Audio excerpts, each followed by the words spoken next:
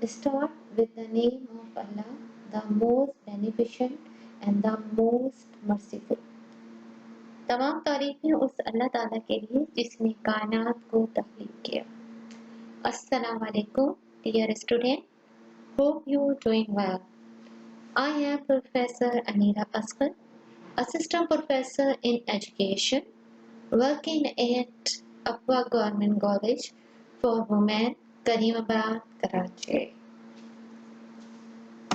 The lecture which I am conducting today belong to the student of second year Arts and BA Part 1. Today I am going to teach you the second chapter as per your syllabus, the principle of teaching. The topic is continue. The characteristics of good question.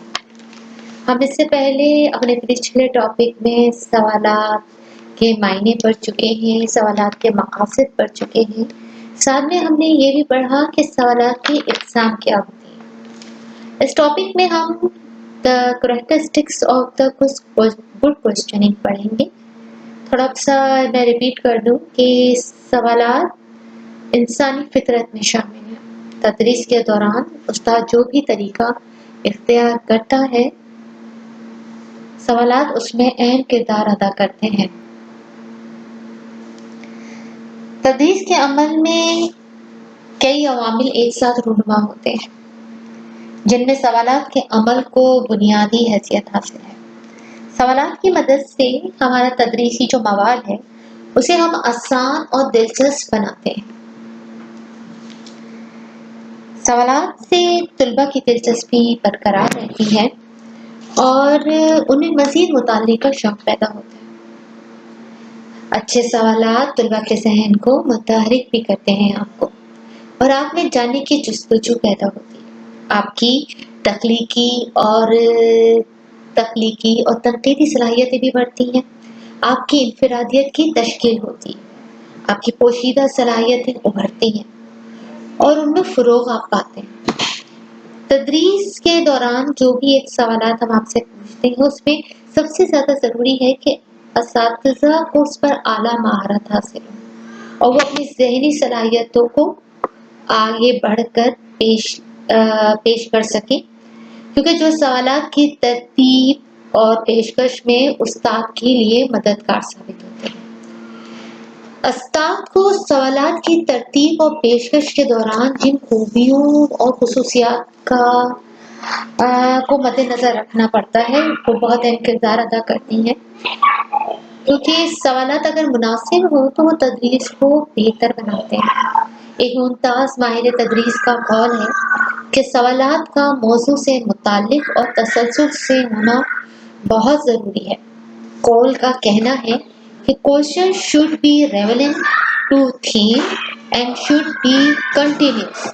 इसमें कुछ खुसूसियात का भी होना बहुत ज़रूरी है जो मंदरजा ज़ैल है, जैसे ब्रेविटी यानी इख्तिसार।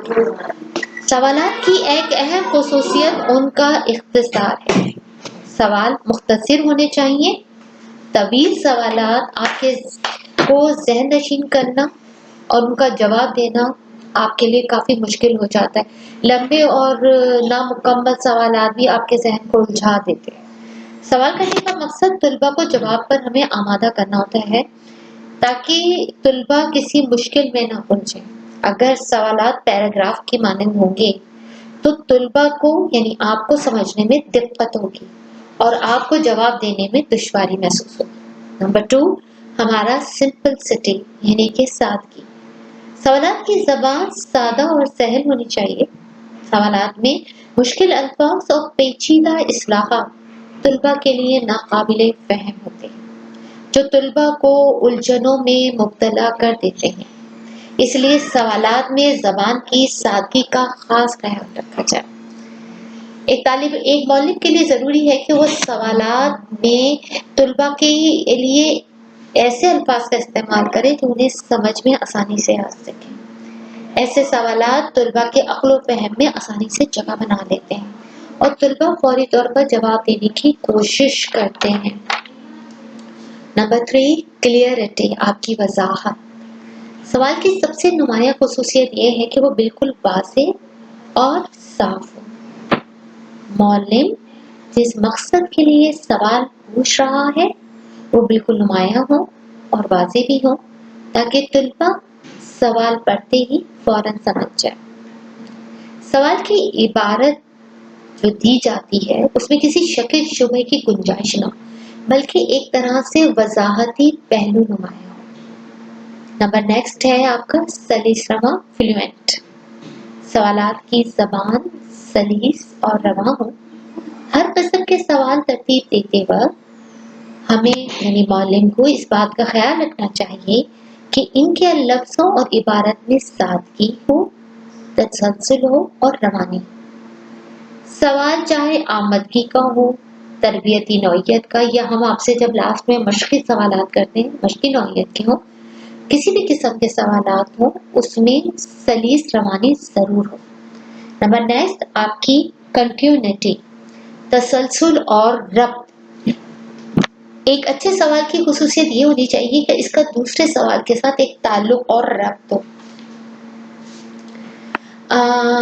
سوال میں تسلسل کی تربیت قائم رکھی جائے، ایک کے بعد دوسرا سوال سمجھنے میں مدد ملے۔ اگر اس میں ربط اور تسلسل نہیں ہوگا تو جواب دیتے وقت طلباء کو یعنی آپ کو مشکل پیش آتی ہے۔ نفس مضمون ایک ہی ہوتا ہے اور ایک ہی موضوع سے متعلق تمام سوالات ہوتے ہیں، اس لیے نفس مضمون اور موضوع میں تسلسل اور ربط کا ہونا بہت ضروری ہے۔ آپ کا نیکسٹ ہے اکارڈنگ ٹو مینٹل لیول، یعنی کہ ذہنی معیار کے مطابق ہونا چاہیے۔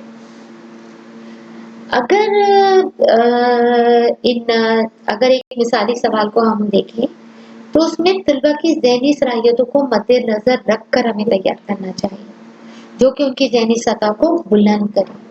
طلباء سے جو بھی سوالات پوچھے جائیں اس کی زبان آسان ہو اور مطلوبہ جو مواد ہے وہ طلباء کی ذہنی سطح سے مطابقت بھی رکھتا ہو، کیونکہ اس کے لیے ضروری ہے کہ طلباء کے مینٹل لیول کو جانا جائے کہ جو معلومات ہم انہیں ڈلیور کر رہے ہیں ان کی ذہنی سطح اور ان کی استطاعت میں مطابقت بھی رکھتا ہو۔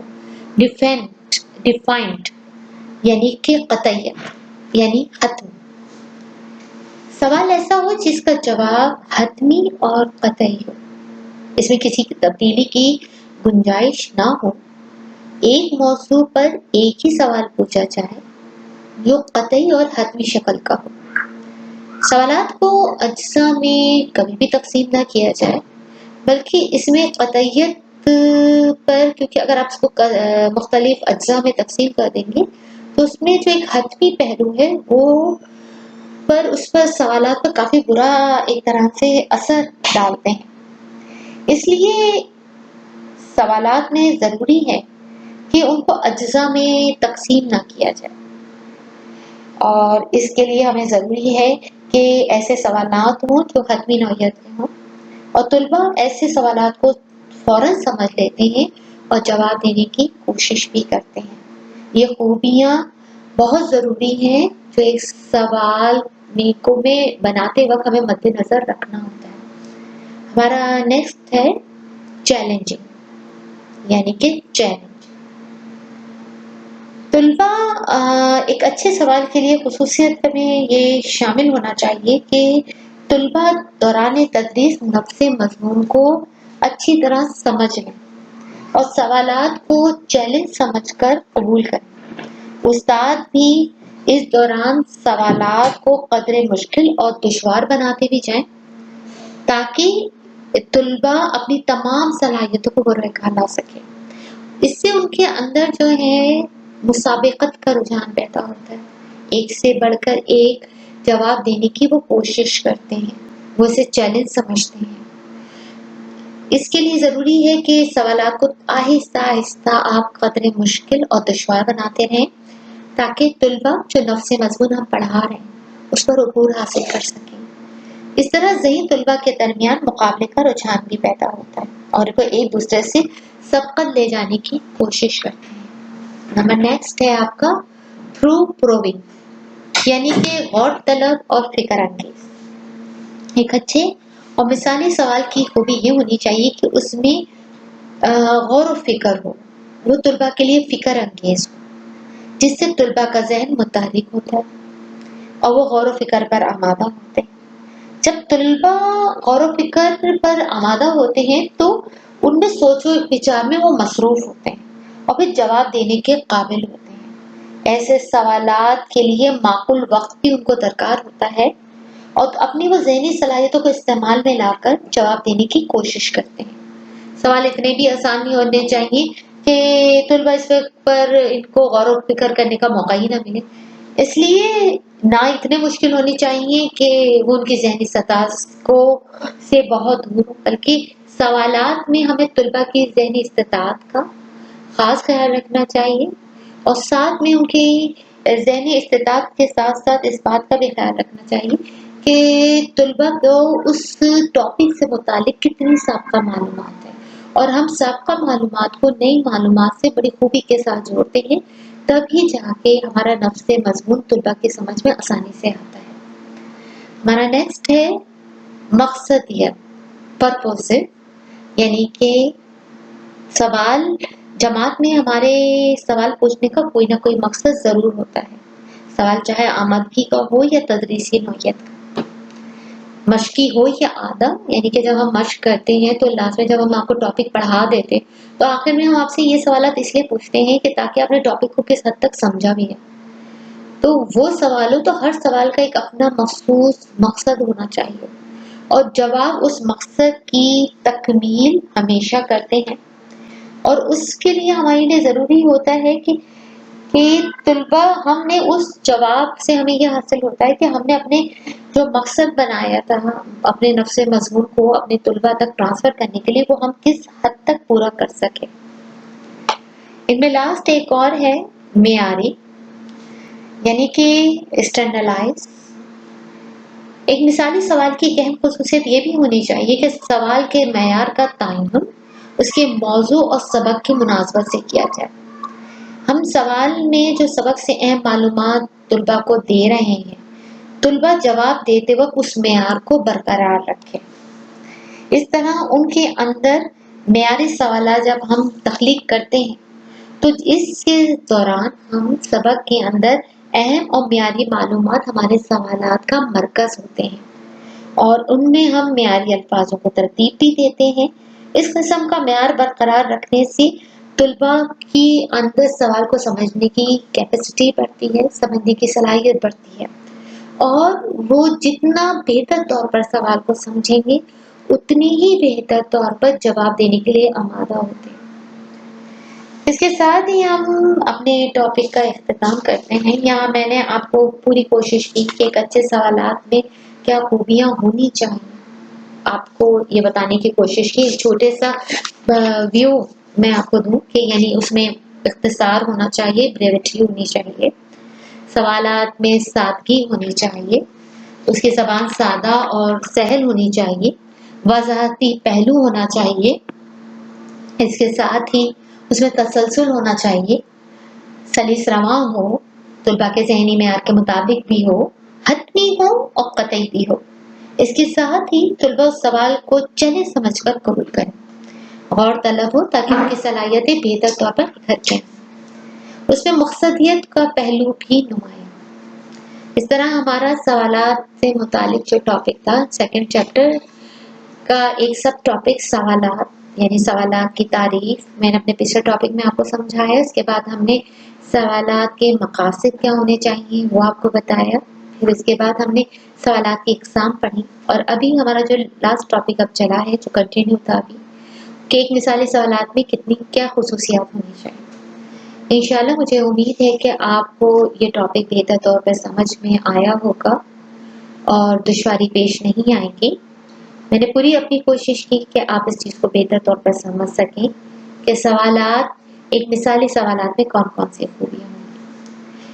آئی ہوپ سو کہ آپ کو سمجھ میں آیا ہوگا بہتر طور پہ، اور انشاءاللہ آپ کے ویوز ہمیں بتائیں گے کہ آپ نے کس حد تک اس کو سمجھا ہے۔ انشاءاللہ نیکسٹ ٹاپک میں انیلا اصغر آپ سے دوبارہ ملاقات کروں گی، اور خیریت سے رہیے، اپنا خیال رکھیے، اپنے ارد گرد کے لوگوں کا خیال رکھیے. اوکے، اللہ حافظ. انشاءاللہ پھر ملاقات ہوگی.